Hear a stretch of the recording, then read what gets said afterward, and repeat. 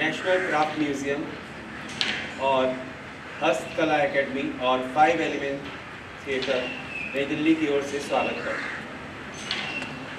जैसा कि आप सभी जानते हैं कि हमारा देश आज़ादी का 75वां साल बना रहा है और इसको हम आज़ादी का अमृत महोत्सव के रूप में पूरे देश में एक उत्सव की तरह सेलिब्रेट कर रहे हैं।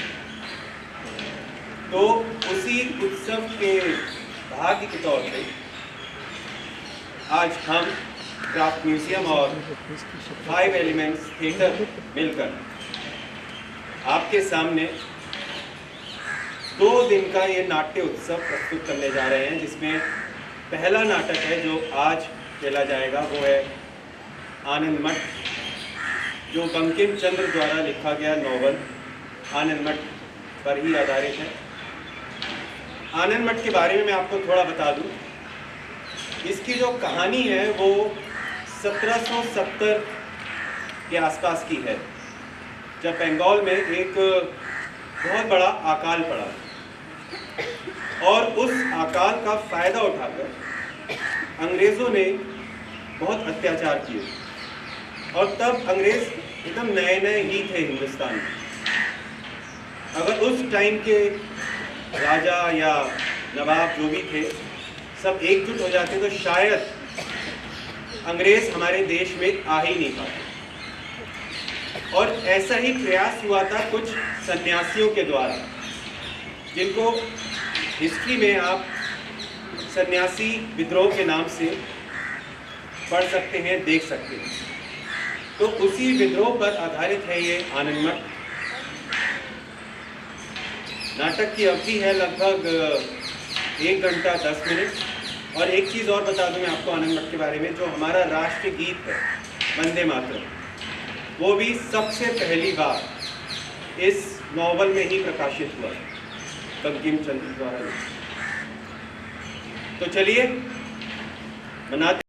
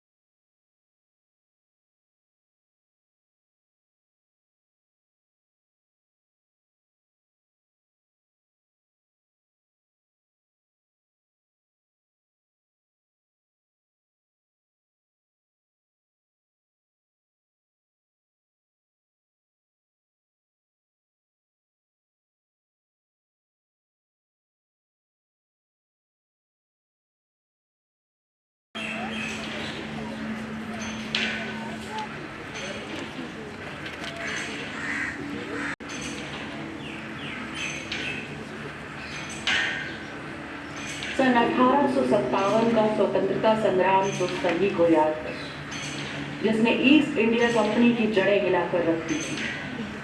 उस संग्राम से भी बहुत पहले एक स्वाधीनता संग्राम और हुआ, जो अंग्रेजों के खिलाफ तो था ही, पर उस राजा मीर जाफर के विरुद्ध भी था, जिसने अपना ज़मीर अंग्रेजों को बेच दिया था। बात 1770 के आसपास की है, जब बंगाल में भीषण अकाल का ऐसा प्रकोप हुआ कि आधी से ज्यादा आबादी मौत का ग्रास बन गई थी।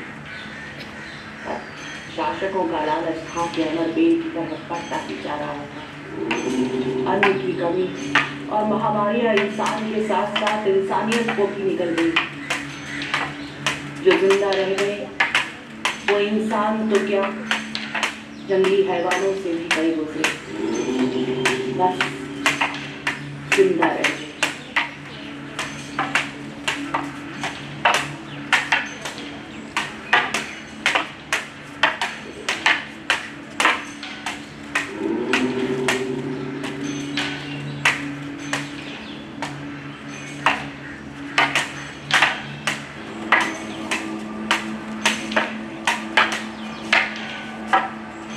माँ, क्या मेरा मनोरथ सफल नहीं होगा?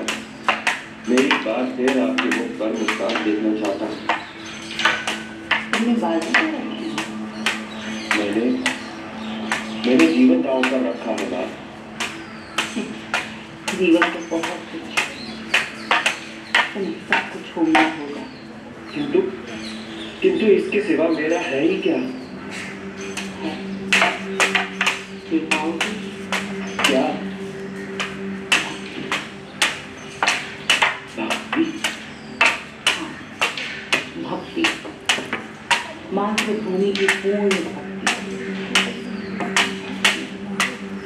मातृभूमि की पूर्ण भक्ति।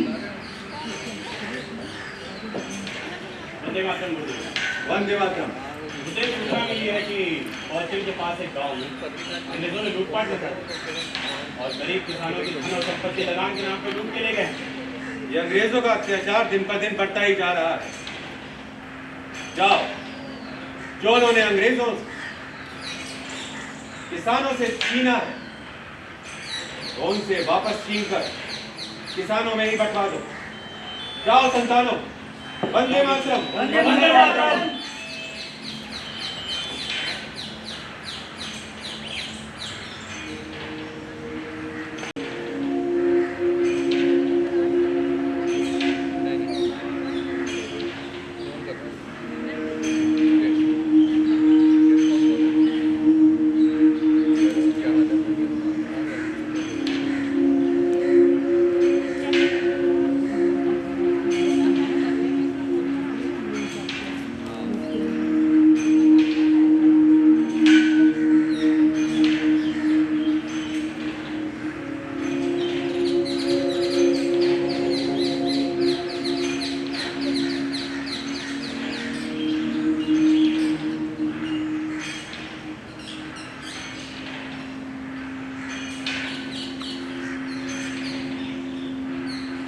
पालकी के बिना चल सकोगे? क्योंकि कहार तो रहे नहीं, बैलगाड़ी है तो बैल नहीं,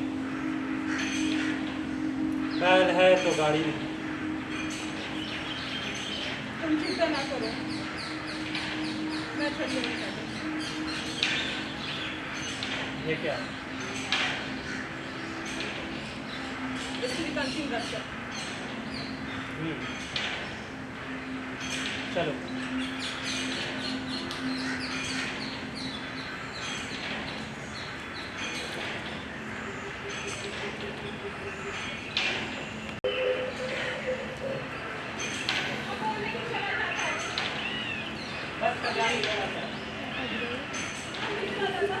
बस थोड़ा सा और करो। आओ आओ, बस थोड़ा सा, बस थोड़ा सा।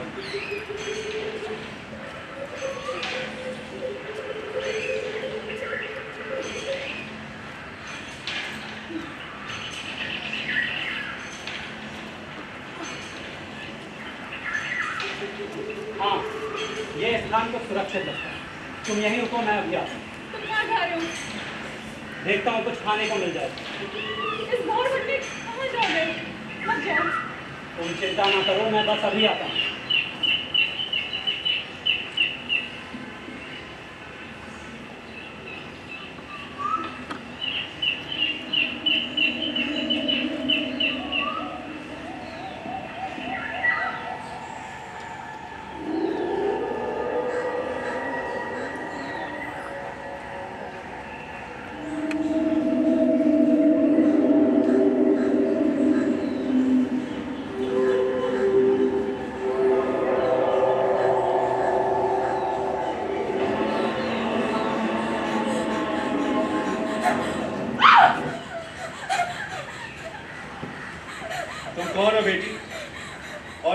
में क्या कर रही हो?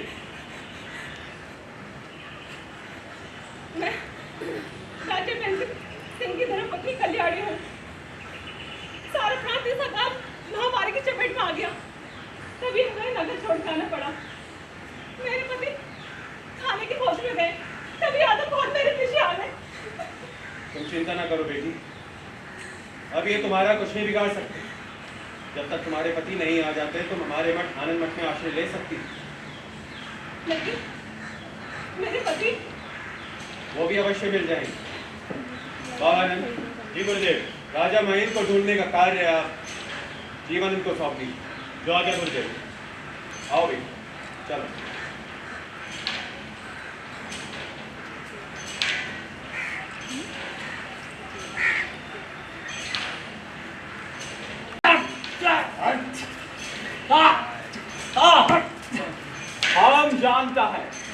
हम जानता है कि तू एक सन्यासी लुटेरा है। बता तेरा बाकी साथी किधर है? मैं कितनी बार कह चुका हूँ कि मैं लुटेरा नहीं हूँ। अच्छा, तो तेरे पास ये बंदूक किधर से आया? मैं एक राजा हूँ, मेरे पास ऐसी बहुत सी बंदूकें वक्त आने पर सारी चल भी सकती हैं। जबान लड़ाता है। आओ साले को।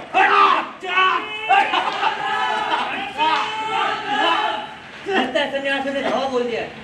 इससे बाद में निपटेंगे। चलो जी।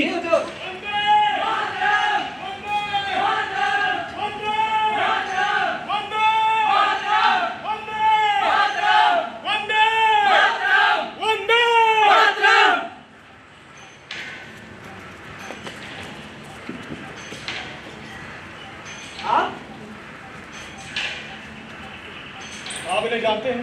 जी, ये राजा महेंद्र है, पश्चिम के महाराज। आप बाकियों के साथ जाइए, मैं इनकी सहायता करता हूँ। जी।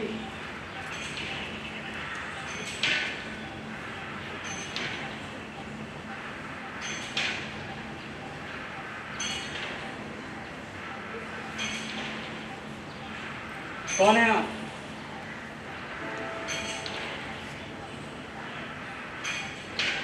हम संतान। संतान? किसकी संतान? भारत माँ की संतान। अच्छा, समझा। तो क्या माँ की संतानें चोरी डकैती करके माँ की सेवा करती? ऐसी मात्र भक्ति है ये। हम लोग छोटी से कहते हैं। तुमने अभी अभी खजाना लूटा है। खजाना? किसका खजाना? राजा का खजाना। वो आदमी जिसने अंग्रेजों के सामने घुटने टेके हो, वो राजा नहीं कहलाता। तुम लोग अंग्रेजों के सामने टिक नहीं पाओगे, वो तुम सबको मार डालेंगे। मौत देखना एक दिन सबको हनी, लेकिन हम जब तक जिएंगे भारत माँ की नहीं। तुम तो जानबूझकर मरने का क्या था? तुम महेंद्र सिंह हो ना? मैंने सुना था तुम एक बहादुर पुरुष हो, पर तुम तो इंसान भी नहीं लगते। अभी जमीन पर रेंगने वाले सांप को देखा है? कैसे अपने कलेजे के बल वो जमीन पर रेंगता है, लेकिन जब उसकी पूंछ पर पैर आ जाता है ना, तो वो भी अपना फल उठा लेता है।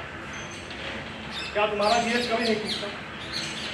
बड़ा सोचो, कितने इलाके हैं, काशी, मिथिला, कश्मीर, सांची, दिल्ली, कहाँ कहाँ कहाँ ऐसी दुर्गति? कहाँ लोग दीमक की माटी खाते हैं, कहाँ लोग घास चबाते हैं, कहाँ लोग लीडर और कुत्ता खाते हैं। लोगों के संदूक में धन है पर चैन नहीं। घर में बहू बेटी को रखकर चैन नहीं, भगवान की पूजा करके चैन नहीं। पेट चीर के बच्चा निकालते हैं।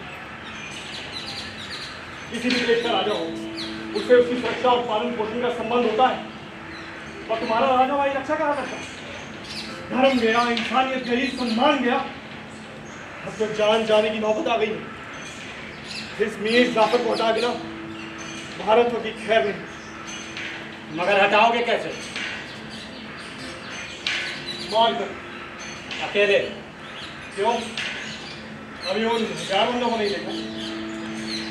वो सबकी सब संतानें?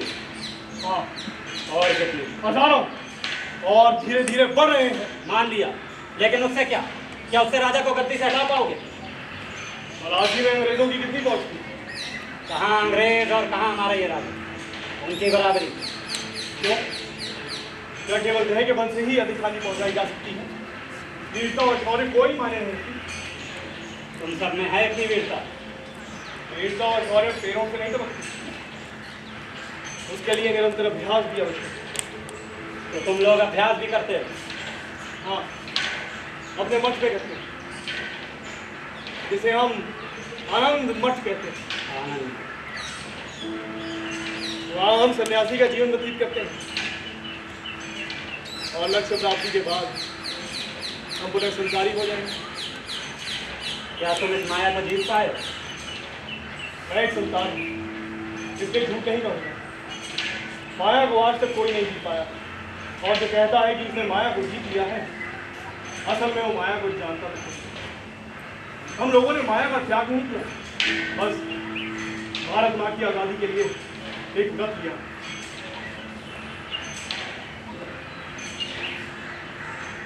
तुम लोग ये व्रत?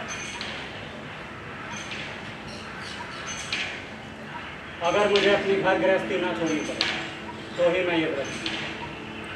संसार धर्म ग्रहण करने के लिए घर गृहस्थी छोड़नी पड़ती, तो फिर मैं ये व्रत नहीं करूंगा। आपको कभी हमारे साथ ही चलना होगा। लेकिन क्यों? आपकी धर्मपत्नी हमारे मत में। क्या कल्याणी आपके पास? आइए।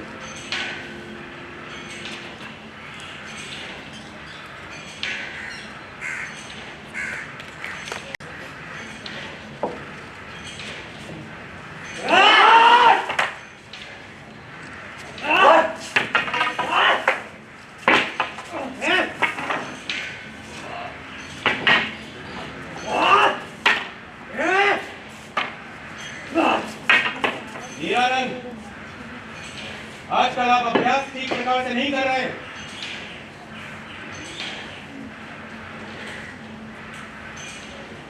हीरानंद, ज्ञानानंद कैसा कर रहे हैं? अच्छा कर रहे हैं। अभी नए हैं, इन्हें जरूर मजबूत बनाइएगा। जी, वंदे मातरम गुरुदेव।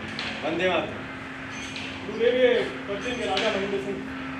राम गुरुदेव। वंदे मातरम।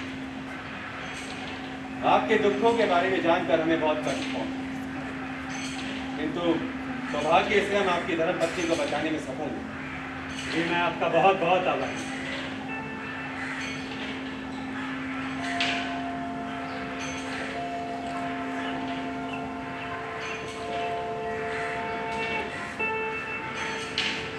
कौन है? विष्णु। और इनकी गोद में कौन है? कौन? माँ। माँ। हाँ, जिनकी हम सब संतान हैं। समय आने पर पता चल जाएगा। ये है माँ जैसी वो थी। इन्होंने कुंजर, केसरी आदि पशुओं का नाश करके उनके स्थान पर अपना पद्मासन स्थापित किया था। सभी आभूषणों से सुशोभित, बाल सूर्य की आभा वाली हंसमुख स्त्री थी ये। ऐसी माँ को प्रणाम करो।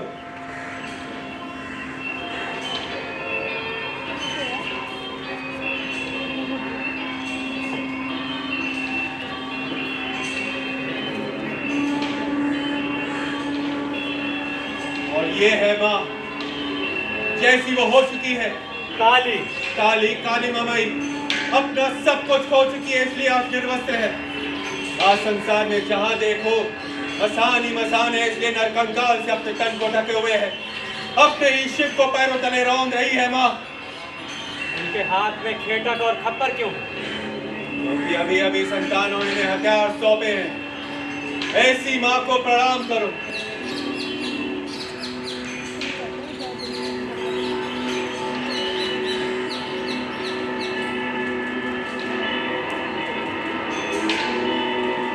और ये है माँ जैसी वो होगी, दसों दिशाओं में फैली हुई बीज बुझाए, शत्रु विमर्दिनी, सभी शक्तियों की स्वामिनी, पैरों तले वीर के श्री शत्रु निपात में लीन, एक और ज्ञान विज्ञान देने वाली सरस्वती, एक और भाग्य रूप लक्ष्मी, एक और सर्व कार्य सिद्धि रूप गणेश, शक्ति रूप कार्तिकेय, ऐसी मां को प्रणाम करो।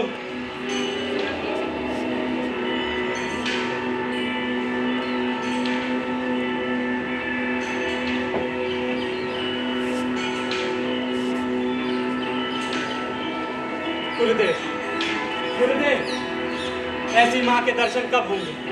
जब उनकी सभी संतान उन्हें मां कहकर पुकारेगी तब हो। माँ, माँ,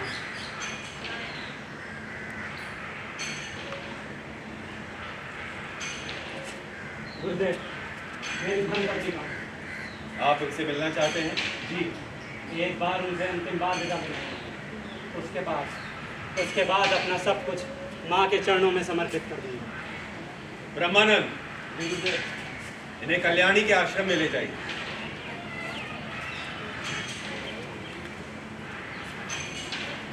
मैं लौटूंगा गुरुदेव, मैं अवश्य लौटूंगा, माँ के लिए लौटूंगा। आप लोग देखिएगा, राजा महेंद्र हमारा साथ अवश्य देंगे, पर जब तक ये तन मन और आत्मा से संतान धर्म ग्रहण न कर ले, आप लोग भी इन्हें ग्रहण न कीजिएगा। एक बात और, यदि दुष्टों का दमन संतानों का धर्म है, तो शिष्टों का पालन संतानों का परम धर्म है। वंदे मातरम। वंदे मातरम। जाइए अब अभ्यास कीजिए। सुनो सुनो सुनो सुनो सुनो सुनो सुनो सुनो, अलग खुदा की मुल्क बादशाह का हुक्म अमीर उल उमरा नवाब मीर जाफर, हुक्म अमीर उल उमरा नवाब मीर जाफर, हुजूर नवाब मीर जाफर। नजब इलाका बंगाल का हर खासवाम को आगाह किया जाता है कि आज के बाद से ताहुक्म यसाई, हर खासवाम को आगाह किया जाता है कि आज के बाद से ताहुक्म यसाई हर साधु सन्यासी अपनी गद्दाराना कार्रवाइयों के नतीजे में मुल्क के खतावार करार दिए गए। लिहाजा हर शख्स का फर्ज है जहाँ कहीं भी उन्हें पाए कोतवाली में दाखिल करे।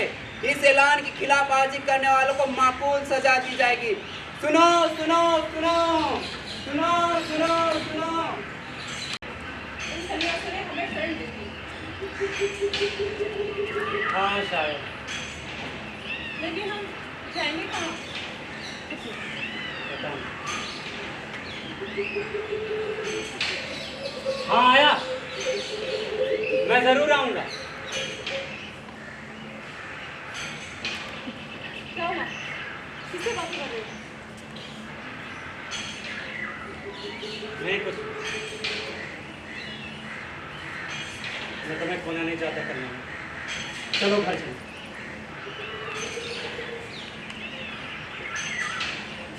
हाँ सुन ली मैंने तुम्हारी पुकार, मैं जरूर आऊंगा। तुमने वो आवाज सुनी? वो आवाज? कौन सी आवाज? किससे बातें कर रहे हो तुम?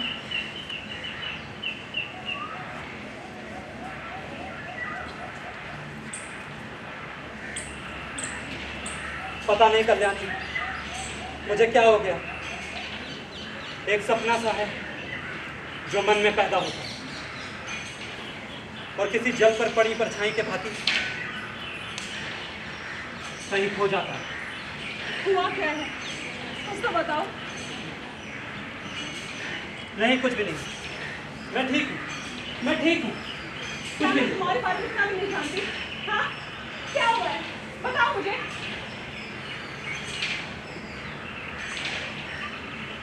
कलमठ में गुरुदेव ने जिस माँ के दर्शन कराए थे ना,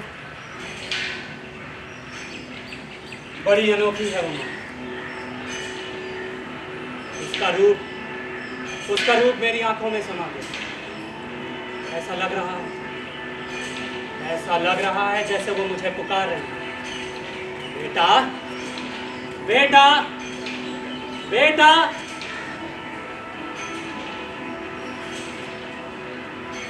मैं उस पुकार को सुनना नहीं चाहता। मैं उस पुकार को सुनना नहीं चाहता। बहुत मैं पुकारती हूँ, इस पुकार को हम सुना ना करो। सुनना ना करूँ? तुम्हें सब कुछ बलिदान करना होगा। ये तुम क्या कह रही हो? मैं सच कह रही हूँ। कल रात माँ मेरे सपने में भी है। उसने कुछ नहीं करती तो कुछ माँ ने मुझसे कहा, तू ही है जिसके कारण मेरे बेटे मेरे पास नहीं आता, मेरी सेवा नहीं करता। तू आ जा मेरे पास। नहीं, मैं अपने पति को छोड़ के नहीं आ सकती। मैं ही पति, मैं ही माता, मैं ही सब कुछ हूँ।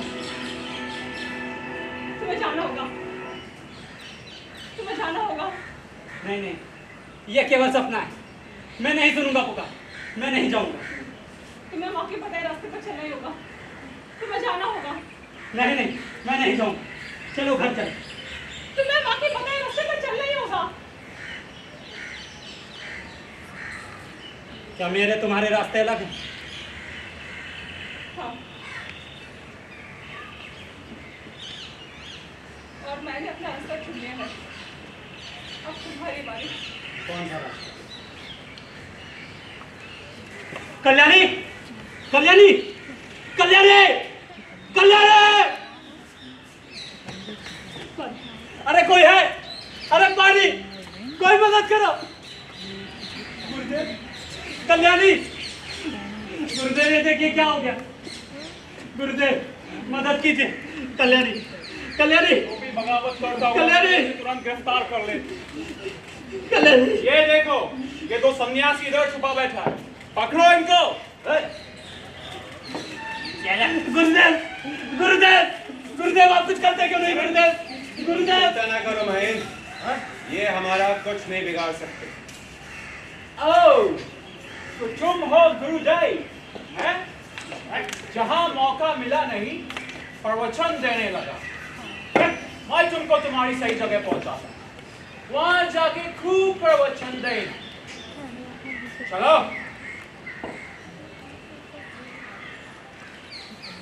चलो। हेलो।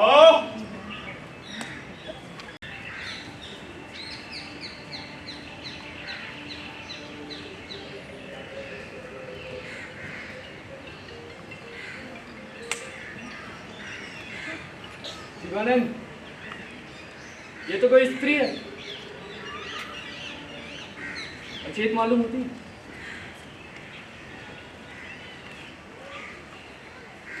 इसका सर अब क्या किया जाए?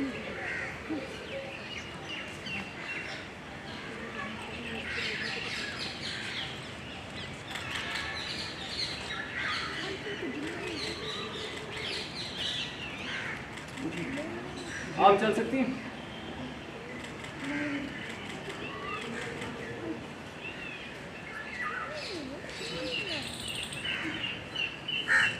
लेकिन अभी नहीं लेकर जाएंगे तो गुरुदेव की मत सुनिए। बॉडी को लेकर बॉडी क्या? मैं सोची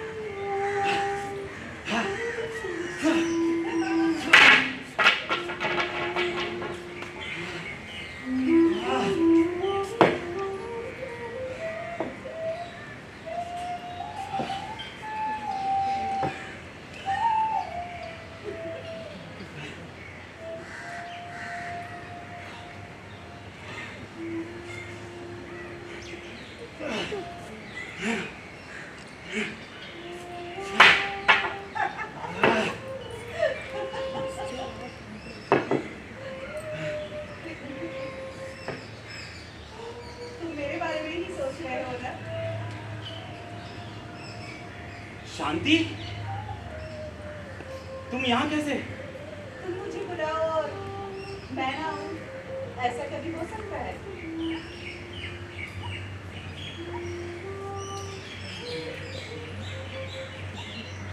शांति, तुम्हें यहाँ नहीं आना चाहिए। चली जाओ यहाँ से। ठीक है, चली जाऊंगी। एक बात कह दो, कि तुम मुझसे प्रेम नहीं करते तो मैं चली जाऊंगी। शांति, तुम जानती हो मैं ये नहीं कह सकता। तो मैं भी नहीं जा सकती। शांति, तुम समझती क्यों नहीं? मैंने ब्रह्मचर्य व्रत ले रखा है। परंतु मैंने तो नहीं लिया। शांति, समझने की कोशिश करो। यदि मुझे छोड़कर ही जाना था तो जन्मों जन्मों तक साथ निभाने का वचन क्यों दिया था? बोलो। मुझे क्षमा करो शांति, मुझे क्षमा करो। ठीक है, मैं चली जाऊंगी। मैं तुम्हारे संतान धर्म के आड़े नहीं आऊंगी।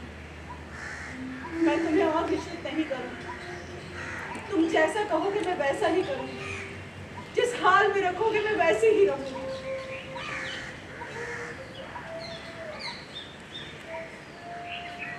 शांति, तुम ठीक हो? तुम्हारे पास धन तो है ना? सब कुछ है, परंतु तुम्हारे बिना कुछ नहीं पाता। जब तुम्हारा ये संतान धर्म संपूर्ण हो जाएगा तब तुम मुझे ग्रहण करोगे? ग्रहण करोगे ना? अवश्य ग्रहण करूंगा। मैंने तुम्हें त्यागा नहीं है।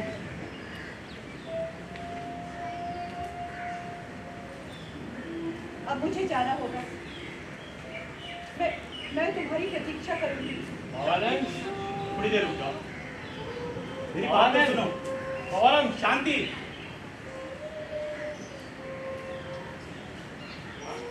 इसे पुकार रहे हैं आप? बोलिए।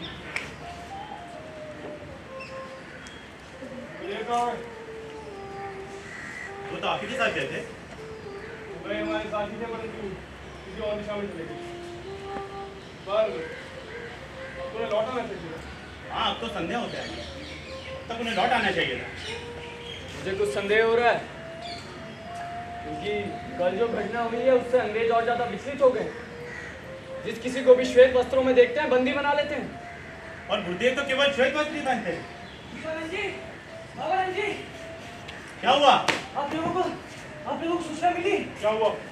गुरुदेव को अंग्रेजों ने बंदी बना लिया। क्या? और उनके साथ राजा महेंद्र भी थे। ये कब हुआ? मैं ये नहीं जानता, परंतु सूचना विश्वास करने योग्य है। कहाँ रखा गया है उन्हें? नगर की चौकी में। अब क्या किया जाए? सोचना क्या है? उन शूकरों को उत्तर देने का समय आ चुका है।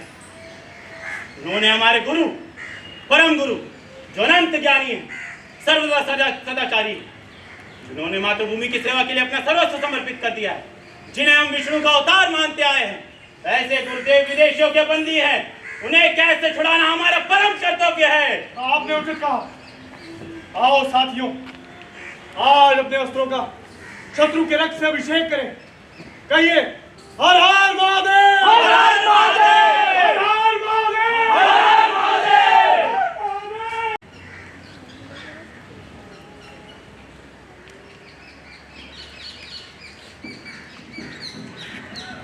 चलो।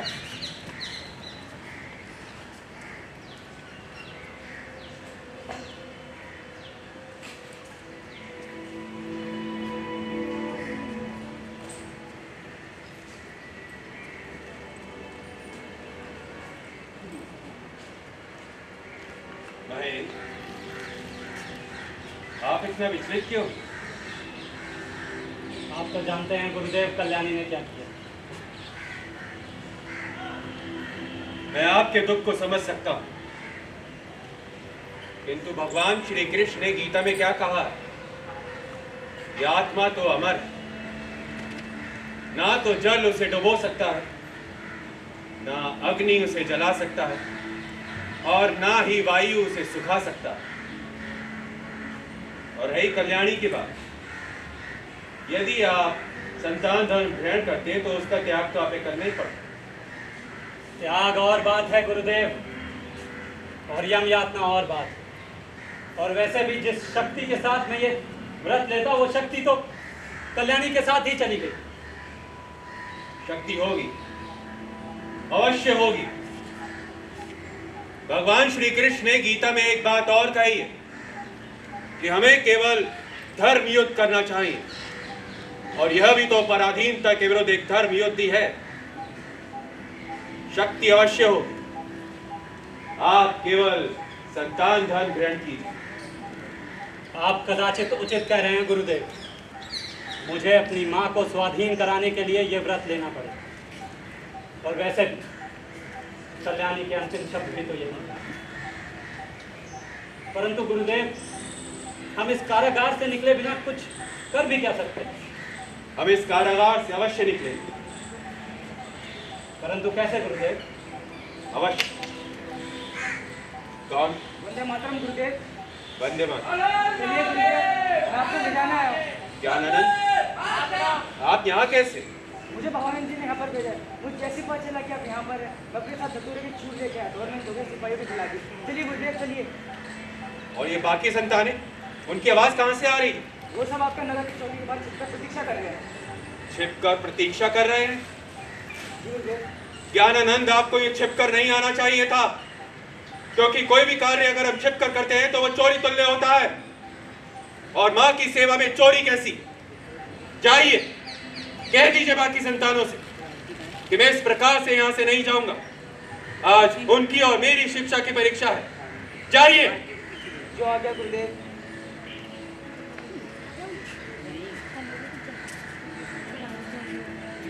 ये आपने क्या किया गुरुदेव? अब हम यहाँ से बाहर कैसे निकलेंगे? हम यहाँ से बाहर अवश्य निकलेंगे, परंतु कैसे? मैं जानता हूं कि मेरी दी हुई शिक्षा कभी असफल नहीं हो सकती।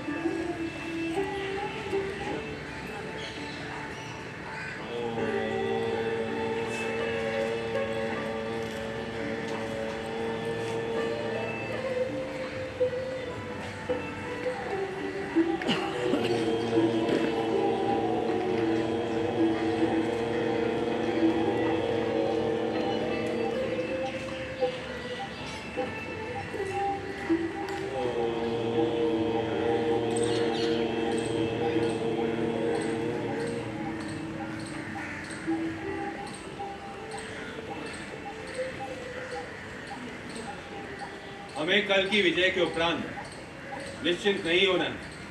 युद्ध में कई लड़ाइयां लड़ी जाती हैं, कुछ में शत्रु विजय प्राप्त करता है और कुछ में हम। किंतु जो अंतिम लड़ाई में विजय प्राप्त करता है, युद्ध में भी विजय उसी की होती है। और कल कारागार वाली घटना के उपरांत अंग्रेज बहुत सचेत हो गए होंगे। यदि हमें अंतिम लड़ाई में विजय प्राप्त करनी है तो हमें इस बात का ध्यान रखना होगा कि हमारे पास पौरुष और अस्त्र शस्त्रों की कमी ना रहे। ये तो बड़ा कठिन कार्य है हीरानंद, आप ऐसा सोच भी कैसे सकते हैं? संतानों के लिए कुछ भी कठिन नहीं होता। तो आप ये बताइए कार्य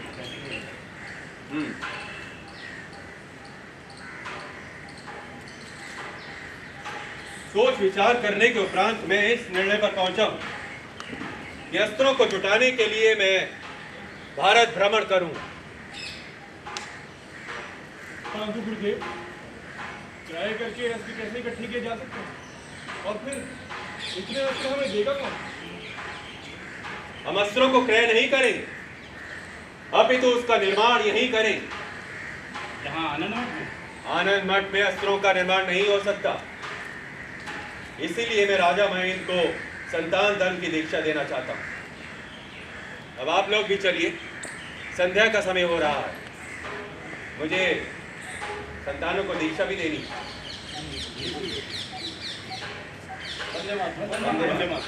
हीरानंद, संतानों को भेज।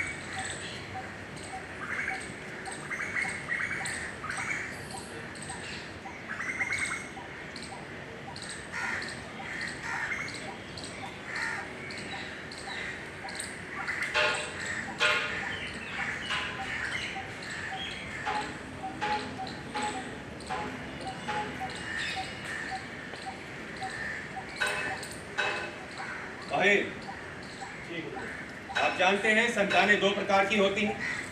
जी बोलिए। दीक्षित और अदीक्षित। जो अदीक्षित है वो युद्ध के समय लाठी डंडा से और बंदूक लेकर आ जाते हैं और युद्ध के उपरांत लूट का सामान लेकर वापस ग्रस्त जीवन में चले जाते हैं। और जो दीक्षित है वो सर्वत्यागी, वही संप्रदाय की करता है। मैं नहीं चाहता कि आप अदीक्षित संतान बने। आपको माँ का एक बहुत महत्वपूर्ण कार्य करना है। आपने भली भांति से स्नान करके व्रत रखा है। जी बोलिए। जानते हैं ईश्वर के 3 रूप हैं, 3 गुण हैं। जी, सत रज तम, ये 3 गुण। सतो गुण से ईश्वर की दया, दाक्षिण्य आदि की प्राप्ति होती है। इसकी पूजा भक्ति से करनी चाहिए। रजोगुण से ईश्वर ने शक्ति रूप धारण किया है। इसकी पूजा है शत्रुओं का दमन, माँ की सेवा, ये हम करते हैं।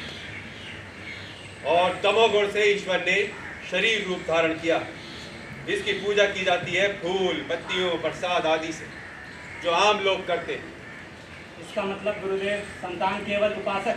हाँ, हमें कुछ नहीं चाहिए। हम तो केवल ये चाहते हैं कि ये अंग्रेज हमारी भारत माँ से वापस चले जाएं। क्योंकि यदि वो इस धरती पर बस गए तो वो हमारी भारत माँ का बहुत बुरा हाल करेंगे और ऐसा हम होने नहीं देंगे।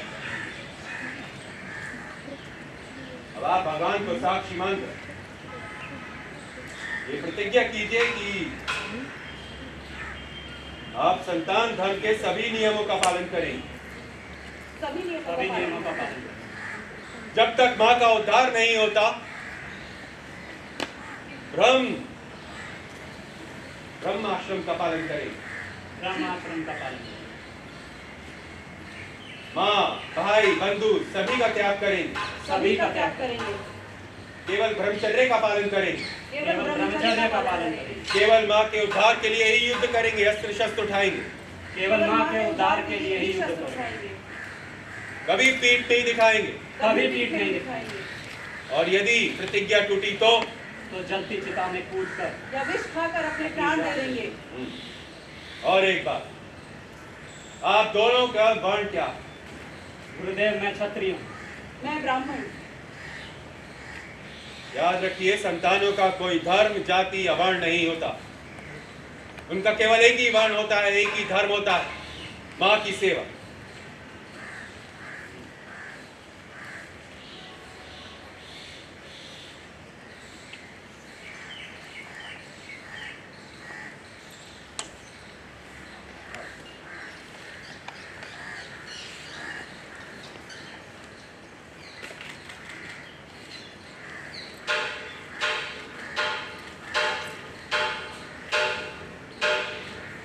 अब आपकी दीक्षा पूर्ण।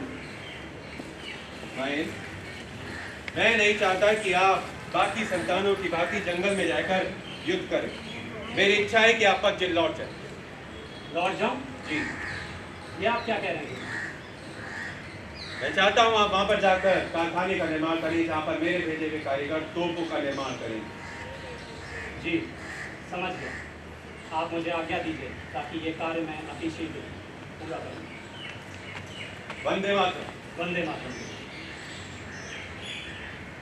गुरुदेव, मेरे लिए कोई आज्ञा?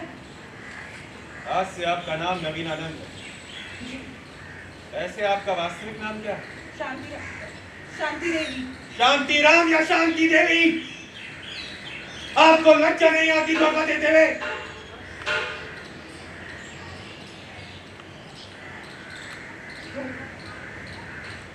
कैसा धोखा? धोखा तो आप स्वयं को दे रहे हैं। मतलब आप क्या समझते नारी की भुजाओं में बल नहीं होता। होता है, किंतु युद्ध करने योग्य नहीं होता। आप संतानों की परीक्षा लेते हैं? लेता हूं। क्या मैं ये परीक्षा दे सकती हूँ?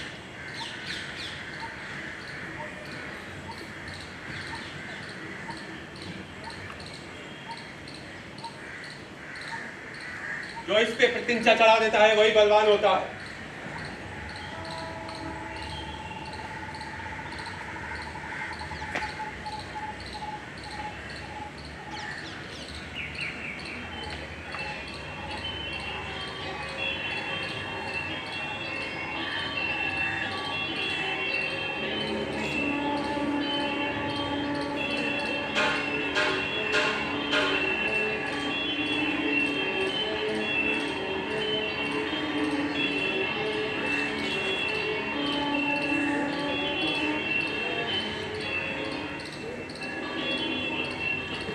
देवी हो या मानवी, मैं एक मामूली स्त्री, परंतु ब्रह्मचारी हूँ।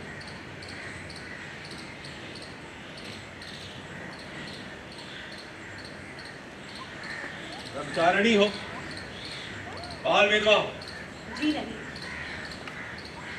तुम्हारे पति लापता है। जी नहीं, मैं जानती हूँ वो कहाँ है। मैं उन्हीं के उद्देश्य से यहाँ आई। क्या नाम बताया था तुमने अपना? शांति देवी। शांत, समझा। तुम भावानंद की धर्म पत्नी हो, तुम उनका व्रत तोड़ने के लिए यहाँ पर आई हो। ये पाप तुम क्यों कर रही हो? कैसा पाप? यदि पत्नी अपने पति के धर्म का अनुसरण करे तो क्या वो पाप होता है? संतान धर्म यदि इसे पाप कहता है तो वो पाप है। तो पत्नी केवल गृहस्थ आश्रम में ही सहधर्मिणी होती है, युद्ध धर्म में नहीं। क्यों? कितने अपत्नीक महावीर कहलाए हैं। क्या राम सीता के बिना महावीर कहलाते? क्या द्रौपदी के बिना महाभारत का युद्ध संभव था? और ये सब बातें मुझे आप जैसे ज्ञानी को बतानी पड़ेगी। किंतु कौन सा योद्धा अपनी पत्नी को युद्ध में लेकर जाता है? क्यों? जब अंतरिक्ष में अर्जुन ने यदुवी सेना के साथ युद्ध किया था तो उनकी साथी कौन थी? और ना जाने कितने युद्धों में श्री कृष्ण की साथी सत्यभामा हुई है। वो भगवान श्री कृष्ण थे और वो महापुरुष अर्जुन। किंतु साधारण पुरुष का मन स्त्री पर आसक्त होता है। इसलिए संतान धर्म का प्रथम और सबसे महत्वपूर्ण नियम है कि उन्हें ब्रह्मचर्य का पालन करना पड़ेगा। और भवानंद, वो तो मेरे दाहिने हाथ है, आप उसी को काटने आई हैं। जी नहीं, मैं ऐसा कुछ भी करने नहीं आई हूँ। मैं आपकी भुजाओं के बल को बढ़ाने आई हूँ। उन्होंने जिस धर्म का अनुसरण किया है मैं उसमें उनका साथ देने आई हूँ। मैं यहाँ उनसे मिलने नहीं आई हूँ। बहुत फटी। कुछ दिन तुम्हारी परीक्षा लूंगा। तो क्या मैं आनंद मठ में रह सकती हूँ? इस संध्या के समय तुम कहाँ जाओ? संध्या के पश्चात ब्रह्मानंद, इनके रहने की उचित व्यवस्था की जाए। जो आज्ञा मुझे।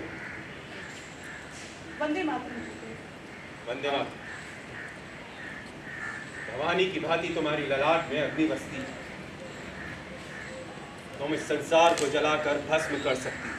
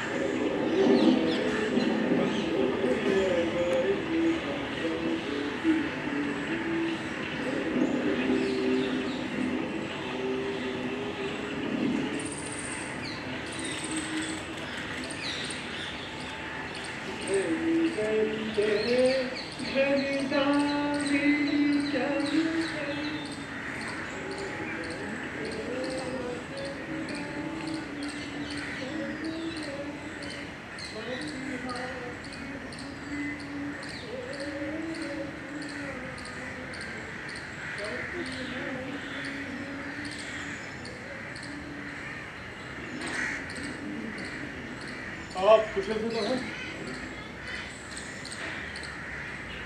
आप आए दिन मेरी कुशलता पूछने क्यों चले आते हैं?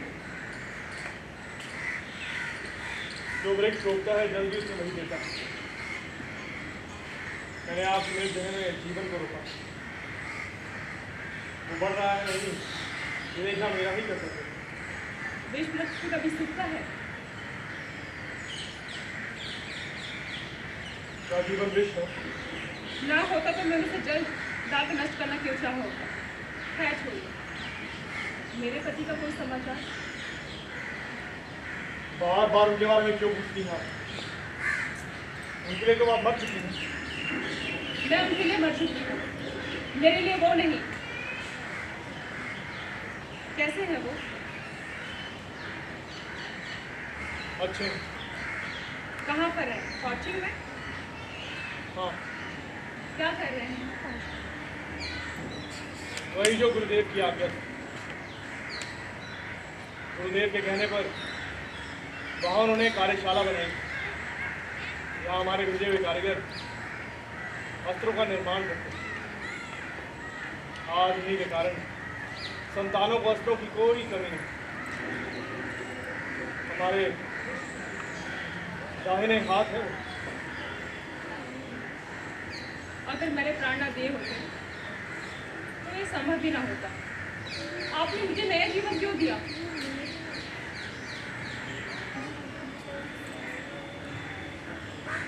देखो कल्याणी, आपको कल्याणी कहने का कोई अधिकार नहीं।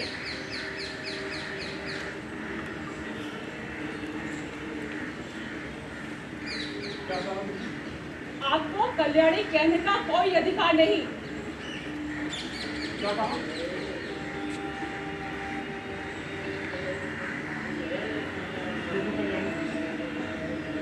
मैंने तुम्हें जब से नया जीवन दिया है, मैं तब से तुम्हें किसी भी नाम से पुकार सकता हूँ।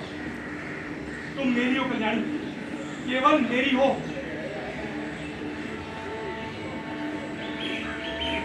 तो आपने इसके लिए सोचा है।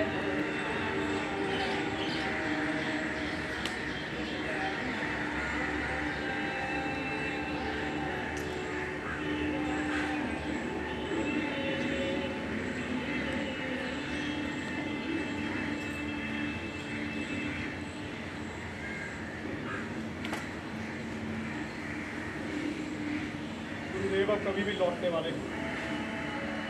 और ये युद्ध अब कभी भी आरंभ हो जाएगा। इसलिए आज मैं तुमसे वो सब कुछ कह देना चाहता हूँ जो पिछले 4 वर्षों से नहीं कह पाया। क्या?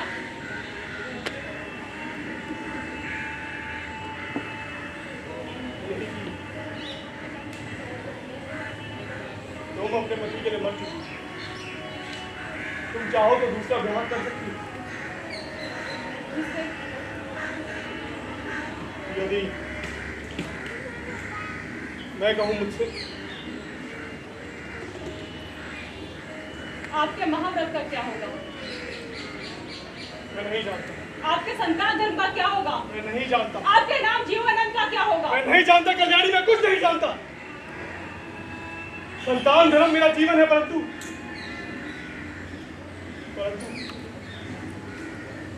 तुम मेरे जीवन से बढ़कर हो मेरे लिए। आपने मुझसे कहा था ना कि अपने पद से भटके हुए संतान का प्रायश्चित मृत्यु है।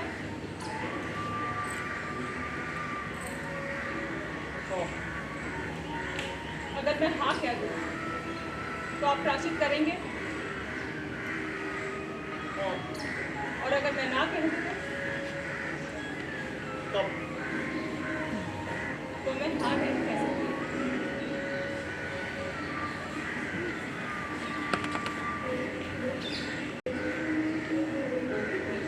मुझे अपने पापों का प्रायश्चित करना ही होगा,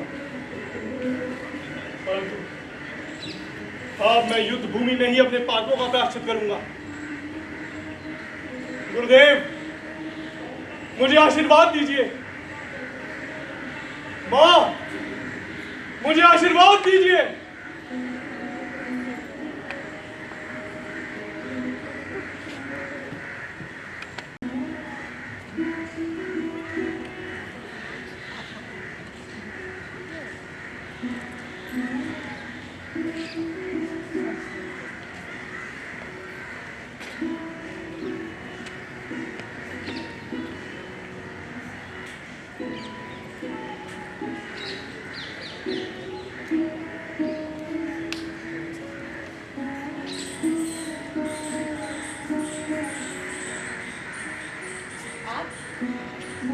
आप यहाँ कैसे?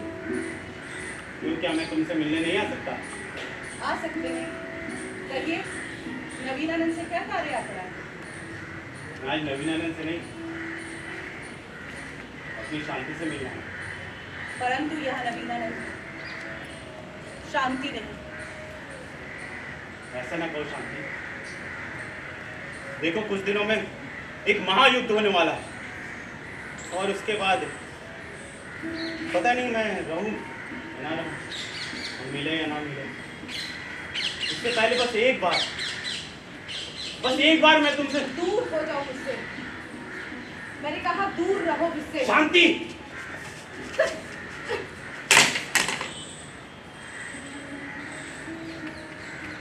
मैं मानती हूँ कि मैं तुम्हारी पत्नी हूँ, परंतु तुम देखना हम दोनों मिलकर उस महान काम को पूरा करेंगे और माँ को स्वतंत्र कराएंगे। हाँ, मैं अपने धर्म से कहाँ विमुख हो रहा हूं। मैं जानता हूं, मैंने संतान धर्म लिया और वो मैं जीवन के अंतिम सांस तक लेता हूं। किंतु हमारा विवाह भी हुआ, हमें गृहस्थ धर्म भी निभाना है। मैं मानती हूँ कि हमारा विवाह हुआ है, परंतु इस जन्म के लिए नहीं। ये जन्म तो माँ की भक्ति के लिए हुआ है, और उसके लिए ये जन्म तो क्या, सहस्रों जन्म भी यदि होम करने पड़े तो भी कम है। तुम तो वीर हो, मेरे गुरु हो, तुम्हें वीरता का धर्म क्या सिखाऊं?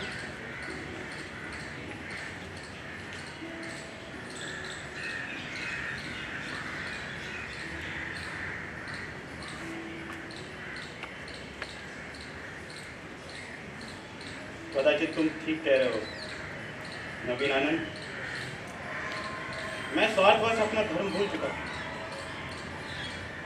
किंतु तुमने साबित कर दिया कि तुम ही मेरी सच्ची गुरु। वंदे मातरम। वंदे मातरम।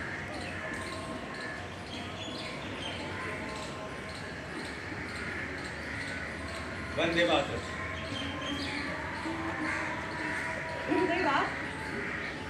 मुझे क्षमा करना बेटी, मैंने तुम्हारे और भवानंद के बीच की बातें सुनी, किंतु आज तक मैं धरती माँ को ही अपनी माँ समझता था। आज आपके रूप में उसके दर्शन भी हो गए। आप क्या कह रहे हैं गुरुदेव? कह लेने दो बेटी, आगे पता नहीं अवसर मिले या ना मिले। अंग्रेज आनंद मठ के बहुत निकट आ चुके। कोई बात नहीं गुरुदेव, हम सब तैयार हैं। मैं जानता हूँ, किंतु मेरी दुविधा यह है कि हमारे पास ऐसी कोई भी युक्ति नहीं है जिससे हमें पता चल सके कि उनकी योजनाएं क्या हैं, वो क्या सोच रहे हैं। आप चिंता न करिए, क्या मैं प्रयास करके देखूं? तुम जी उचित, विजय रथ की सवारी करो। वंदे मातरम। वंदे मातरम।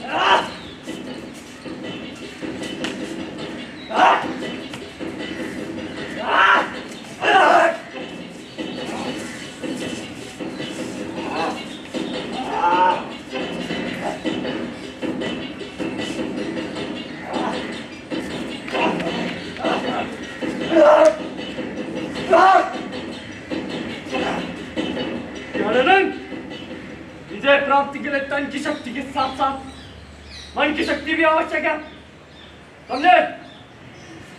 दो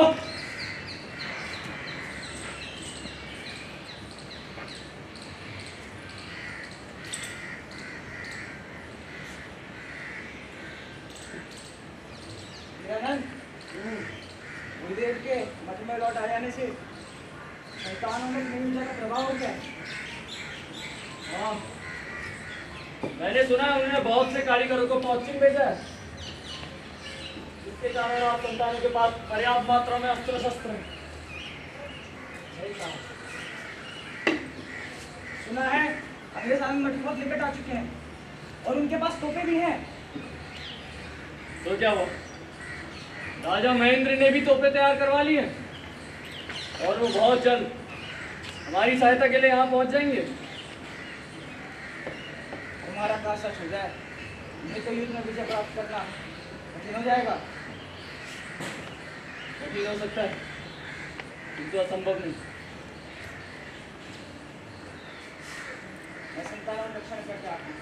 वंदे मातरम। वंदे मातरम।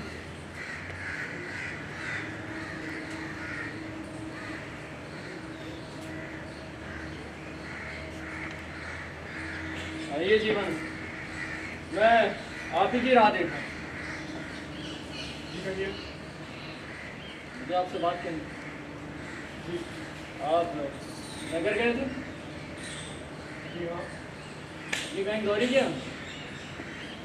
जी। मैंने सुना है वहाँ एक सुंदर स्त्री।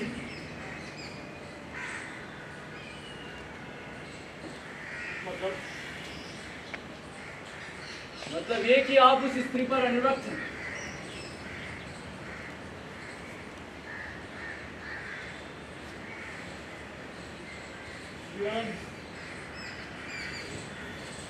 आप तो मेरे बच्चे, आपसे क्या ही आपने उचित सुना। और किस किस को ज्ञान है इस बात का? अभी तक तो किसी को भी। इसका अर्थ ये हुआ कि अगर मैं आपकी हत्या कर दूं तो ये रहस्य एक रहस्य ही बना रहेगा और आप ऐसा ना समझिए कि मैं अपने लिए कर रहा हूँ। मैं नहीं चाहता मेरे कारण किसी और की बदनामी।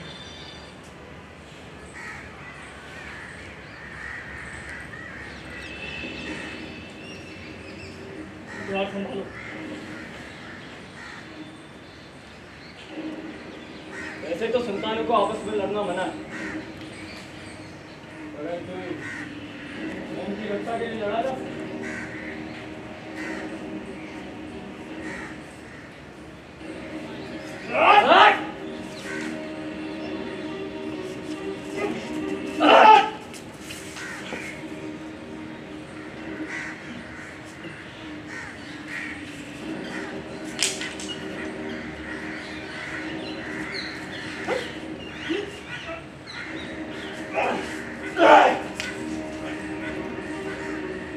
मैं तो बस इतना कह रहा था कि आप उस स्त्री से विवाह क्यों नहीं करते? संतानों का विवाह नहीं हुआ करता।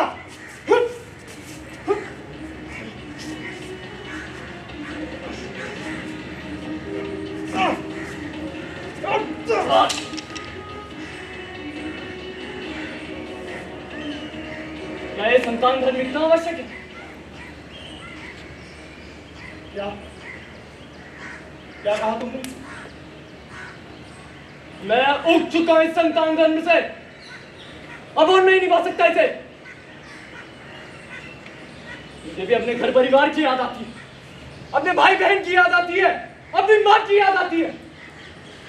मैं भी उनसे मिलने के लिए उतावला रहता हूँ और उनके पास नहीं जा सकता, क्योंकि अगर घर गया तो राज्य के लोग मेरी हत्या कर देंगे या फिर कोई संतान ही मेरा गला काट देगी। मैं आपको अपने साथ जाना चाहता हूँ। मुझे क्यों? संतान की सेना तुम्हारी आज्ञा पर चलती है। अगर तुम उस सेना के साथ लड़ोगे तो मुझे पूरा विश्वास है तुम्हें विजय प्राप्त हुई, तुम राजा बनोगे और कल्याणी तुम्हारी पटरानी। इसलिए कहता हूँ संतान धर्म त्याग दो, ये कुछ नहीं रखा है। नीलांबर! तुमने मुझे विश्वासघात की सलाह दी है, इसलिए तुम्हारी हत्या करने से मुझे ब्रह्मत्या का पाप नहीं लगेगा। हथियार संभालो।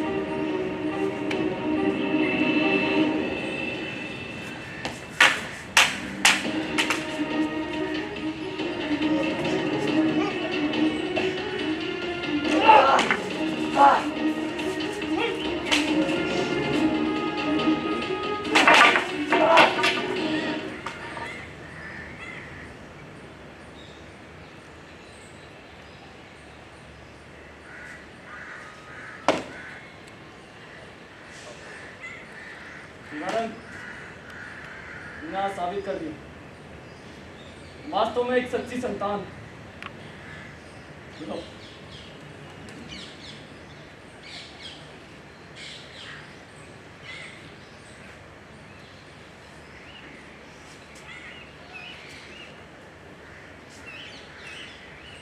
ये सब मैंने गुरुदेव की कहने पर किया। गुरुदेव के कहने पर? हाँ, उन्हें तुम्हारे और कल्याणी के बारे में पता है, इसीलिए उन्होंने मेरे द्वारा तुम्हारी परीक्षा लेनी चाहिए।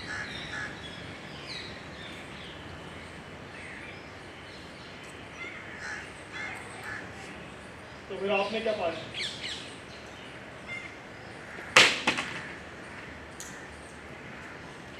तुम वास्तव में एक सच्ची संतान।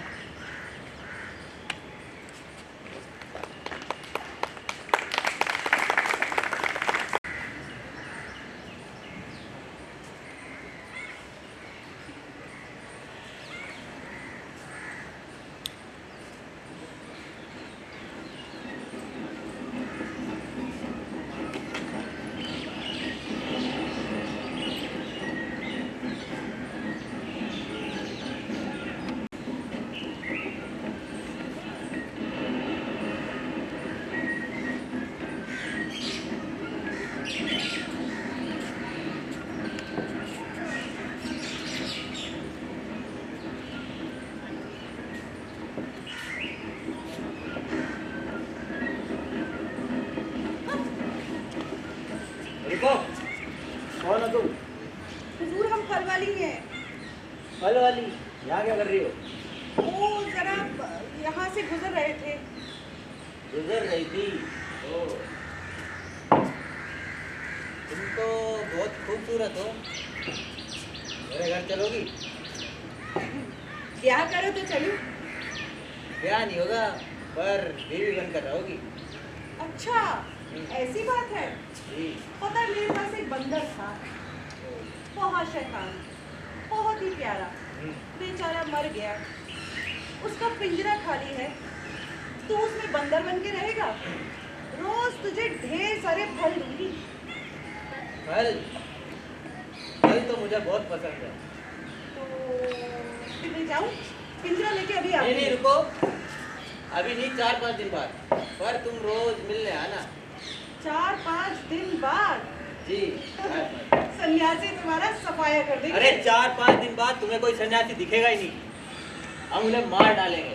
अच्छा, हाँ। तुम्हें मालूम है वो पूरे 5,000 है, 5,000। अरे वो 5,000 है तो हम भी 10,000 है, और कल 20,000 आ जाएंगे। इधर क्या होता? और ये कौन है? हुजूर वो हम फल वाले हैं। फल वाली? जी तुम किधर से आया? हुजूर हम पौचिन से आए हैं। क्या? पाचिन? पाचिन नहीं, पौचिन। हाँ वही। उधर पाचिन में कोई ठेला होता? केला? हाँ बहुत सारे केले हैं और वहाँ तो बहुत सारे केले के बाग भी हैं। आप बताइए आपको कितने केले चाहिए? ठेला नहीं, केला। हाँ वही तो बोला, केला। तो उधर एक ठेला, how many men? I mean, एक ठेला कितना आदमी? अच्छा, एक केला 1 टका।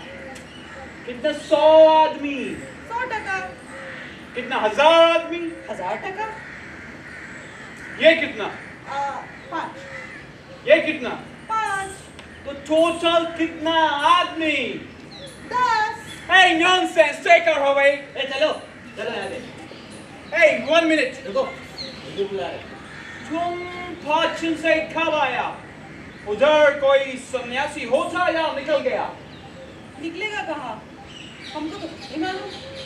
देखो लड़की, हमको पता लगा है कि वो सन्यासी अपना साथी के साथ कोई माँ का फेस्टिवल, you know माँ का फेस्टिवल? मेला।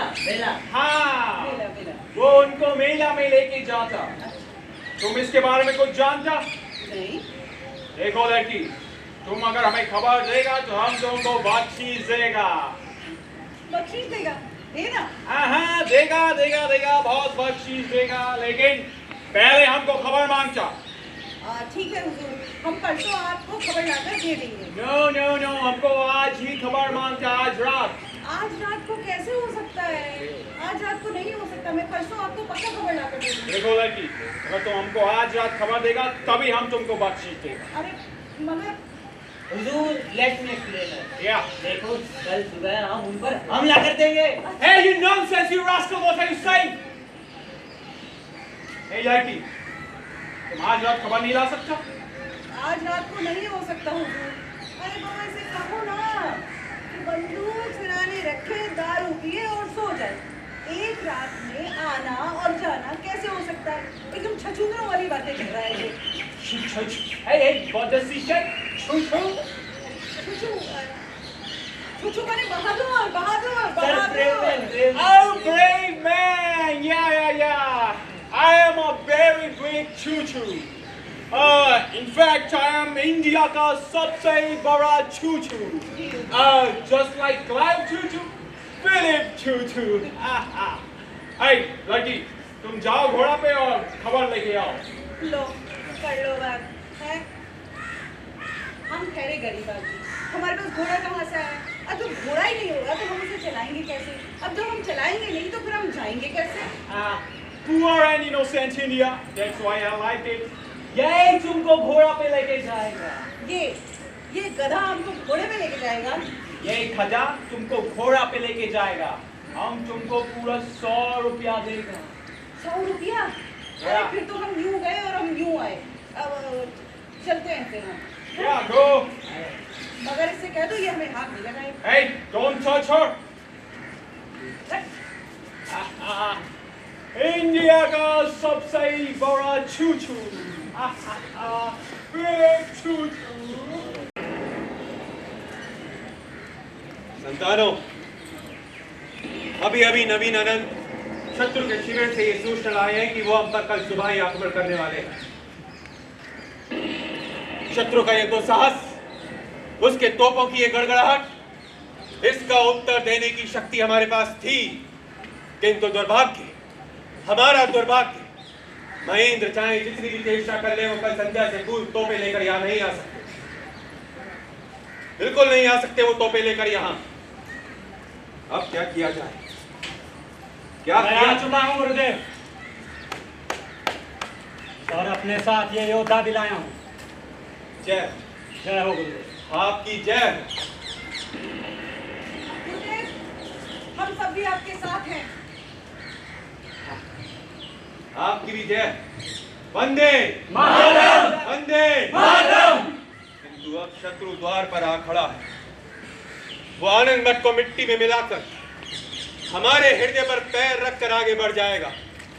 संतान सेना को चोर लुटेरों की सेना बताकर हमारी भारत मां पे अत्याचार करेगा, एक नया इतिहास लिख देगा। क्या हम ऐसा होने देंगे?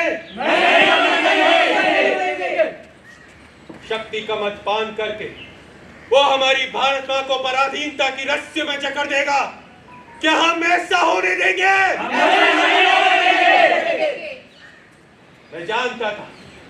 मैं जानता था कि मां के चुने हुए सिपाही ऐसा कदापि नहीं होने देंगे। वो अपने हृदय में जोश और होश भरकर अपनी हथेली पर अपने जीवन कर रखकर इन अंग्रेजों के सामने चट्टान बन के खड़े हो जाएंगे और इनकी तोपें इनसे ही छीनकर इन्हीं की ओर घुमा देंगे।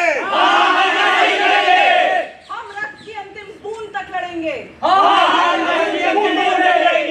जाओ जाओ मां के रक्त सपूतों, जाओ इस भारत वर्ष के स्वाधीनता के प्रथम युद्ध का इतिहास अपने लहू से लिख दो और उसकी नींव ईंट और गारे के स्थान पर अपने शरीर से डाल दो, जिससे जब उस नींव पे स्वतंत्रता का भव्य और बड़ा महल खड़ा हो तो आने वाली पीढ़ियां इस बात को ध्यान रखें कि इस नींव को डाला था आनंद मठ ने।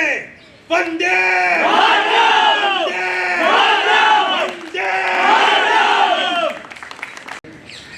जिसमें सन्यासियों, फकीरों और महिलाओं की भागीदारी रही। गिरजी नारायण, मंजर शाह, देवी चौधरानी, दक्षिण से वीरन अजगुलुत्तु, हट्टा बोमन, उड़िसुरेशन, गुमनाम वीरों ने आज़ादी की नींव रखी। उस समय के जन आंदोलनों और अनेक क्रांतियों की बदौलत आज हम अंग्रेजों की पराधीनता से स्वतंत्र हैं।